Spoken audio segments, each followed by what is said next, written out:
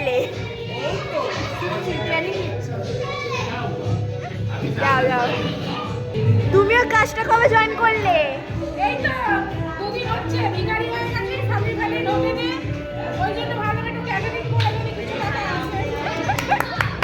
বাহ क्या बात है। আচ্ছা, ভালো দিচ্ছি। হ্যাঁ একদম, হ্যাঁ একদম 5 স্টার রেটিং।